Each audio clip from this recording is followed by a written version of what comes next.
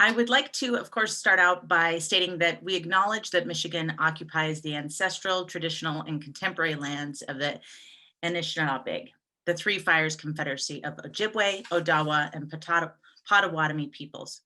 In particular, the Great Lakes Maritime Heritage Center, where I'm not exactly today, I'm still teleworking, but just a few blocks from me, resides on land ceded in the 1836 Washington Treaty with the Ottawa and Chippewa nations.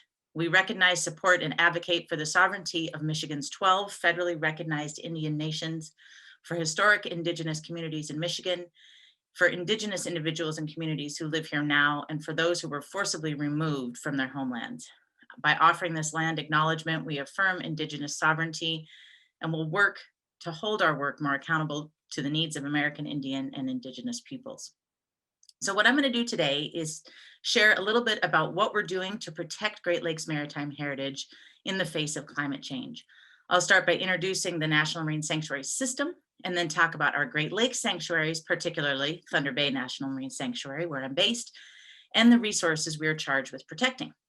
Next, I'll touch on the main effects of climate change in the Great Lakes and how they can affect the entire ecosystem, and review 2 case studies of specific heritage sites at risk, and finally discuss our goals and philosophies in managing a protected area with heritage at risk.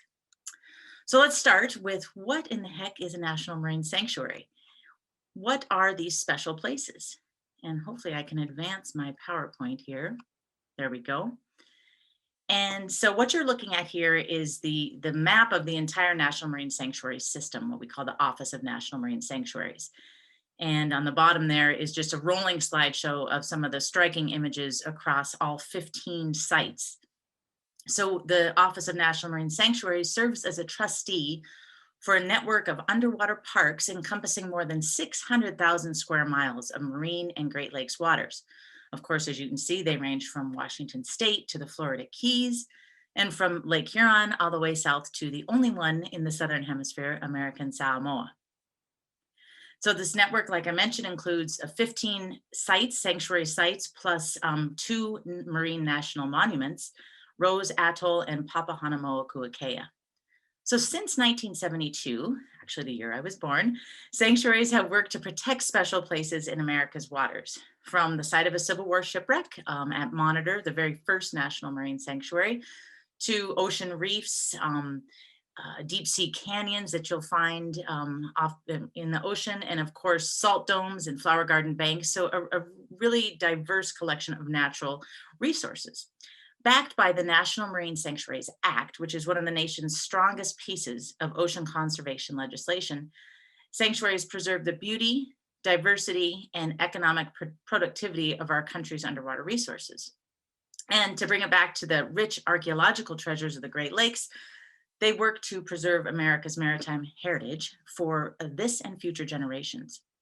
So the big question is, how is the National Marine Sanctuary System tackling climate change issues? So strategizing through focus groups, scientific and social research, and an intense system-wide climate change science priorities workshop, which you see there on the left, the National Marine Sanctuaries have developed a thorough climate resilience plan, and that on the right is available to the public. I can share the link. And what I'm most excited about is how the guiding principles in this plan really resonate in all we do to protect sanctuary resources, both the natural and the cultural. So addressing climate change and its effects on our resources is essential for achieving our mission to protect special places in America's ocean and Great Lakes waters. It requires integration and acceleration and demands more effective communication.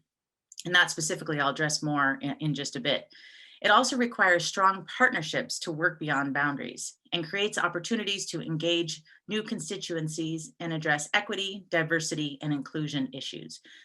And I'm excited about all those principles that are discussed in that resilience plan, because it lends a positive and opportunistic view to what is very often the negative effects or the negative message of climate change, not the negative message, but the gloom and doom. So these management goals do focus heavily on the natural resources that sanctuaries are charged with protecting. But focusing on cultural resources, our heritage, as we're here to do today, brings us naturally to the Great Lakes. And so here we have the Great Lakes in focus. And Thunder Bay, and we're going to zoom in on Thunder Bay. And Thunder Bay is I used to say up until June of this year, the only freshwater national marine sanctuary within the system. Now we are the first freshwater national marine sanctuary in the system. Located in northwestern Lake Huron, we protect one of the nation's best preserved and most historically significant collections of shipwrecks. Within our 4,300 square miles lie nearly 100 known shipwreck sites. And as we zoom in further, you can just see the density of those shipwreck sites. Historical research dictates that there's at least another 100 yet to be found. In fact, we've only mapped about 20% of the 4,300 square miles. So stay tuned for discoveries in our future. So many factors led to the high number of shipwrecks in this area that came to be known as Shipwreck Alley. With the opening of the Erie Canal in 1825, the lakes became and continue to be one of the world's busiest waterways. The Atlantic Ocean was now connected to the Great Lakes ports, and all waterborne traffic, whether they're going upbound or downbound, north or south, had to pass by Thunder Bay. This high traffic caused many collisions, like with the Northwestern here in about 135 feet of water, a wooden schooner, one of my favorite sites. And so many losses due to collisions, and it's also an area known for terrible weather. We don't call it Thunder Bay for nothing. So sudden fog, storms, and ice took down ships. And finally, the lake bottom itself laid claim to vessels with shallow reefs and shoals causing foundering and groundings. So just to go back to that, this map and really shows, this image really shows how we are, a central area in the Great Lakes for traffic and why there were so many collisions, truly a super highway. And it still is the case today. It's just that we don't have hundreds of schooners and steamers. We have a few massive, massive freighters plying the waters. So this diverse collection represents over a century of commerce in the heart of North America. And like we've seen, it includes wooden schooners like the Northwestern, wooden freighters like the Monahans here, and the huge steel freighters like the Florida. So a really diverse collection. These shipwrecks together tell a story of a time when schooners and steamers ruled the lakes, and through transport and trade, fueled a developing industrial economy. Individually, they tell a story of thousands of sailors who made their living taking risks in some of the world's most treacherous waters. But it's not just the quantity of the shipwrecks or the variety of the shipwrecks that make it a world-class, historically significant collection of artifacts, but of course the preservation possible in the cold freshwater of the lakes. Here we have the Defiance, sunk in 1854 with its mast sticking up, and they're still like that today, about 90 feet in the water column. And the archaeological sites here in the Great Lakes, whether they're wood or metal, do not fare nearly as well if they were in warm and salty and ocean environments, as we know. But the feature that makes the collection truly significant and relevant, and we'll touch on this more towards the end, is the accessibility. Many sites, I don't have my Albany site in there, but many sites, many shallow shipwreck sites, which we'll see some images of here,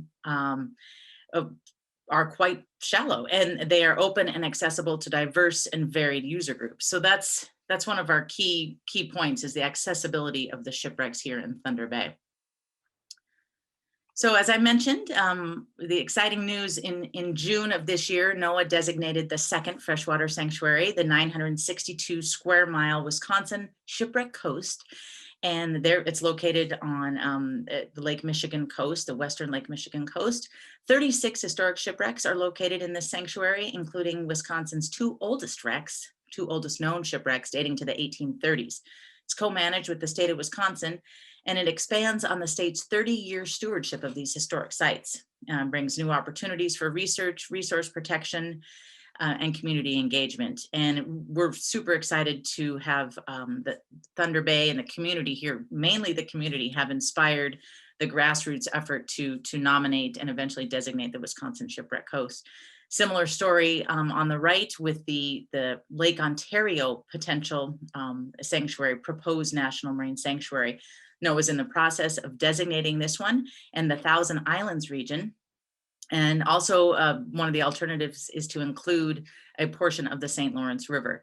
So this proposed sanctuary would manage just yet another nationally significant collection of historic shipwrecks, with the oldest known going back to 1759. So older definitely than any of the wrecks located yet, and probably to be found in Lake Huron and Lake Michigan, and also some war vessels as well, which all of the wrecks in Wisconsin and Michigan are commercial vessels. So although our Great Lakes sanctuaries, particularly Thunder Bay and Lake Huron, are far from the rising sea levels of the US ocean coastlines and far from the ravaging wildfires out west, there are, of course, some very real effects of climate change seen and felt here in the Great Lakes. And I thought this was an opportunity to show how wonderful it is here, and of course show a picture of my dog Kate enjoying beautiful Thunder Bay, where it's difficult sometimes to communicate that climate change is indeed seen and felt here in the Great Lakes when we often have beautiful vistas such as you see here. So, but I'd like to specifically touch on just 3 of the issues that this region's sanctuaries are indeed facing. So of course, the first one, lake levels and ice cover, very connected and way more complex than I ever thought when I first moved here 10 years ago. And it's also a huge issue because a lot of people have their homes and their property on the shoreline. And just like in the Southeast, where they're mitigating and adding sand to beaches, it's very similar, big front page issues here. And lake ice formation is a key process that affects the Great Lakes water levels. Low ice cover can lead to high evaporation, lowering the lake levels, and of course, potentially exposing shallow shipwrecks. In contrast, high lake ice cover can scour shallow wrecks, but may also keep those lake levels high and prevent excessive growth of invasive mussels or even native algae that does have an effect on the heritage resources on the shipwrecks. So due to the many factors that determine ice cover year to year and even decade to decade, trends in ice cover can be variable. However, it's been shown that warming temperatures and other factors are expected to lead to a long-term decline in lake ice duration and area. Across the Great Lakes, ice cover has declined overall since 1973. And it is confusing when we have our short-term memories, the community does, despite that high year-to-year variability. Average ice cover has decreased 69% from 1973 to 2017. The most immediate victims, if you will, to increasingly dramatic fluctuations in ice cover and lake levels are the shallow wrecks.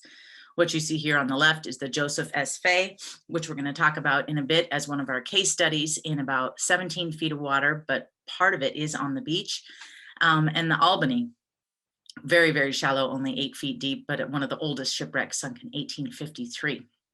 So lower lake levels can damage these shipwreck sites by further exposing them to the elements and accelerating what's already happening, the natural degradation.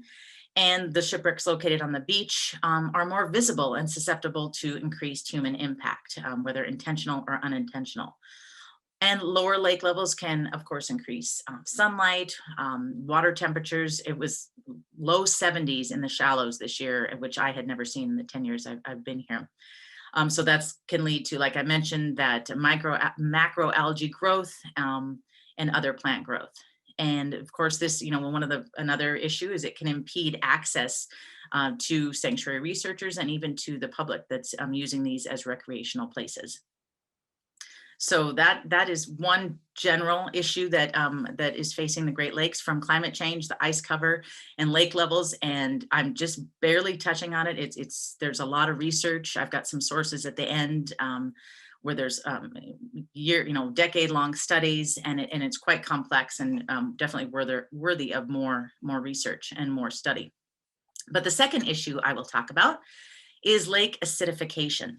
As we know, as carbon dioxide is released into the atmosphere, it's absorbed by the ocean and the lake, and it causes a chemical reaction that leads to water simply becoming more acidic.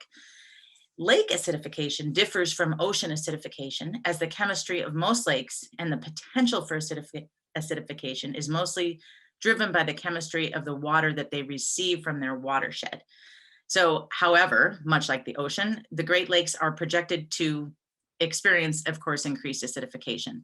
And while scientists predict that the acidification of Lake Huron is highly likely, the lack of study makes it difficult to determine if it's even already begun. So here's an example of where we definitely need more scientific research on lake acidification, and it's definitely starting to roll. So regardless of whether acidification has already begun in Lake Huron, they do project it's going to increase by as much as 40% by 2100. So this increased acidification could accelerate the corrosion of shipwrecks and other cultural resources. But we're, with hundreds of shipwrecks here, that's what we're talking about today. And I have an image here of one of our steel shipwrecks, the 500-foot-long German freighter Nordmeer that ran aground in 1966. So the most recent sanctuary, a large sanctuary shipwreck, and definitely almost entirely metal, and in the shallow, warm water is going to be one of our prime examples of what acidification can potentially do to a steel shipwreck. The third issue facing us here in the Great Lakes is invasive species. Clearly, invasive species are and have been a growing threat to shipwreck sites. Here we have two images before and after, if you will, of the schooner, the wooden schooner Kyle Spangler, which is in about 180 feet of water. And those deeper wrecks were later to be infiltrated or populated by the invasive zebra and quagga mussels, and striking differences there in just a short 5 years. Now, while known invasive species like the mussels are not a direct result of climate change, climate impacts such as warming can lead to the invasion of new areas. So going deeper, going further north, and we're also giving these invaders an advantage over native species. So just creating an even better environment for them to thrive. So these mussels, they colonize the shipwrecks. We all know what they do. They obliterate details. They're not eating the wood actually, like the teredo worms, clams that you find in the ocean, but they are obliterating archaeological features and details, and they're also potentially weighing and speeding up the degradation of these fragile wooden sites. So each of these three issues that I've just touched on today, or rather the combination of these effects, can hasten the degradation of sanctuary archaeological sites. And let's take a look at a couple examples. So first we have the Joseph S. Fay. I've talked about it. We saw that really cool aerial shot of the Fay, one of probably our most popular shallow recreational sites within the sanctuary. It's just a couple 100-yard swim offshore. On October 19th, 1905, the wooden freighter Joseph S. Fay set sail from Escanaba, Michigan in calm, clear water. Pretty typical story here in the Great Lakes. It was headed for Cleveland, Ohio, and it was towing a barge, the DP Rhodes. As they sailed down Lake Huron, they were both loaded with iron ore. Of course, the weather changed dramatically. The winds exceeded 60 miles an hour, and the Fay struggled to maintain a steady course as the waves crashed over the decks. Was unable to steer, and thought the best thing to do would be to cut the tow line of the barge it was towing. And the storm instead it did end up driving the Rhodes against the shore, but the storm was still raging, and the Fay did not make it.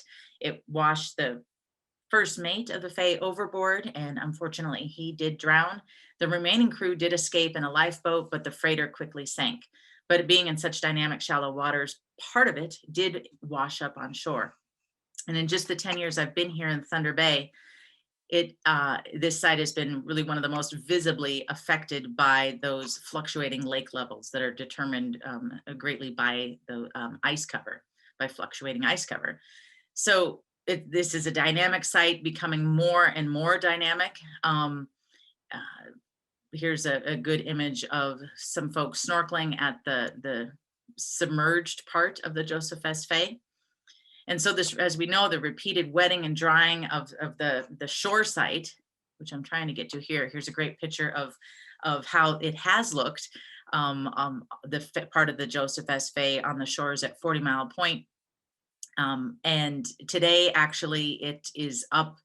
The shoreline has eroded so much and lake levels have changed so much that it is in the tree line. Part of it is in the tree line. So a really, really dynamic site.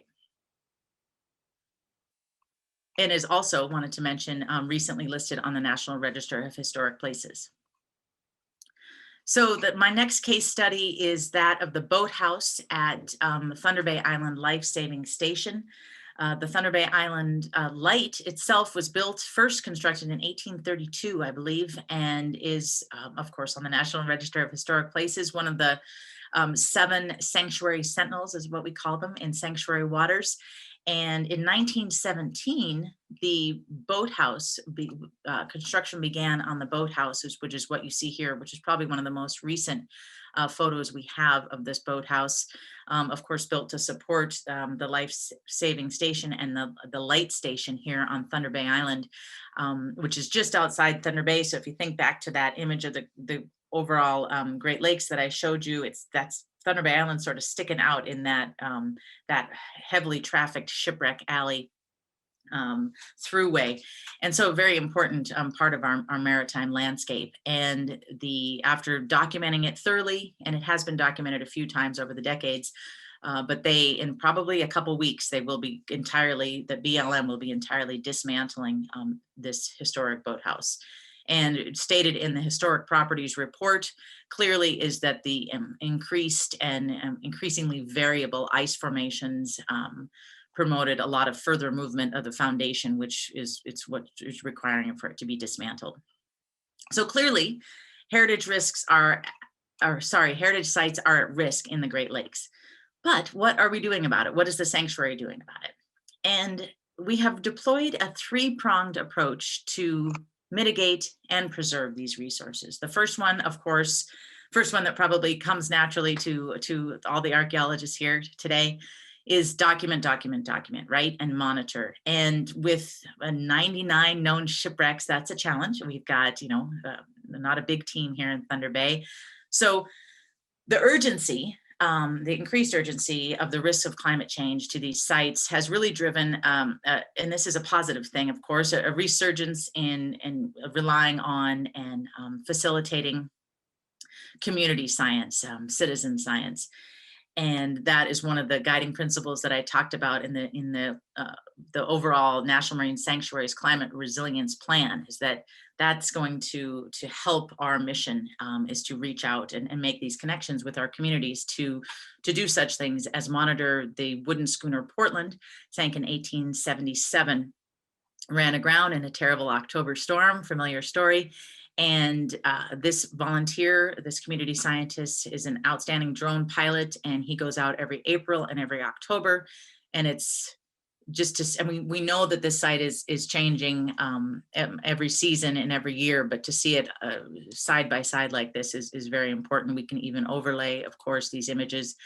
And so the challenge here with this documentation and monitoring and continual documentation is, as you all know, the capacity to go out and do this regularly, especially with the number of sites that we have. And then our second of our 3-prong approach is to facilitate climate science, and not only climate science in regards to heritage protection, but like I mentioned a few times, that there's just not enough research done yet on what's going to happen with these changing lake levels, what's going to happen with lake acidification. So the main role, and for myself in particular as the research coordinator here at the Marine Sanctuary, is to facilitate and welcome scientists who are studying changing temperatures in the lake. What you have here is a ROV being deployed with a number of monitoring devices on there for the typical CTD, temperature, salinity, all of that, the chemical composition of the water. So just encouraging climate science research, which has, thankfully, we've seen in maybe the last year or so, an understanding that the Great Lakes are in need of that, as well as our ocean. And thirdly, and probably the one that has been in place and where we've been able to see the most rewarding results, has been our communication and outreach. So our third tactic is to manage these climate change issues, or at least address them in a simple fashion, but it's been proven successful since the designation 20 years ago. And it's all about creating those connections to the resource that we're trying to protect. As Jacques Cousteau, an inspiration for ocean conservation, said, people will protect what they love. but they need to understand it and connect to it, to love it, right? And so that's where the onus is on us as the sanctuary, as managers of this marine protected area, to share and create access and thus inspire. And not only inspire communities to protect our maritime heritage, that's very important, of course, but also inspire them to hopefully take action to mitigate climate change. So we have some powerful tools. I'm very fortunate to work at a place where we have a 10,000 square foot visitor center here, free and open to the public year round. A very powerful tool, a gateway to getting into the sanctuary, if you will, to make these connections. It is closed right now, unfortunately, still due to COVID, but we're hoping to open up soon. Another powerful platform is the glass bottom boat, the Lady Michigan, which actually goes out into sanctuary waters. This is managed by the Sanctuaries Friends group, and another amazing platform that really are the gateway to the sanctuary, where we can share an interpretive messaging about the resources. Another powerful outreach tool that we've used and been a part of is the National Network for Ocean and Climate Change and Interpretation, NOCI. And here we have a map just showing the breadth of this network. And it's individuals and organizations in informal education, social sciences, and of course, climate sciences. And the sanctuary system has been a part of this for many years. Thunder Bay in particular, myself and my colleague, Sarah Waters, have been a governing part of this network that currently works in 184 institutions in 38 states, and shares a commitment to using evidence-based communication methods and providing social and emotional support needed to engage as climate communicators. And so we work together to develop the knowledge and techniques, very, very powerful techniques, to inspire community confidence and empower audiences, which has been definitely something we've incorporated nearly across the board in our outreach programs at the Marine Sanctuary, which at first I must say was as a heavily focused on shipwrecks and maritime heritage, was a little bit of there was a little convincing maybe that needed to be done, but it has with our visitor center and with the tools that we have has really been a powerful, successful tool. What we also have here is our science on a sphere. The sanctuaries know us in innovative science on a sphere, which is a powerful tool to communicate the global and local impacts. I mean, really shows, we've got the planet right there, and it shows the impacts of climate change in a way that's engaging, informative, and a lot of fun. And so another powerful platform that we've deployed and that's been very successful is our International Ocean Film Festival, Ocean and Great Lakes Film Festival. This January will be its 10th year. And it's been a wonderful venue through which to share the latest in filmmaking about our ocean and Great Lakes.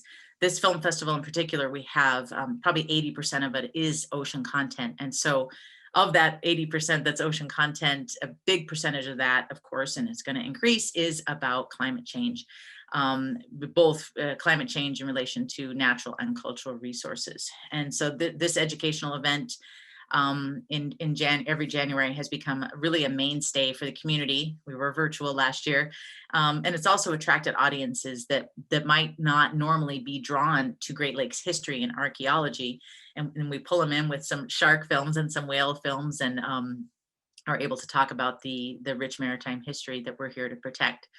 So what's next? As I said in the very beginning with my disclaimer, there are links between climate change in the Great Lakes and the deterioration of shipwrecks. Of course, we know there are links. We've touched on it. We've talked about it a bit, but the topic it definitely is under-researched, and there's many questions that remain. Our goal is to continue with that three-pronged approach, and invite not just those climate scientists in to do research, but also other archaeologists to possibly undertake some climate-focused research here in Thunder Bay National Marine Sanctuary. And with that, I would like to just pop up a slide that shares just some of the sources that I referred to here in the presentation, and then open it up for questions.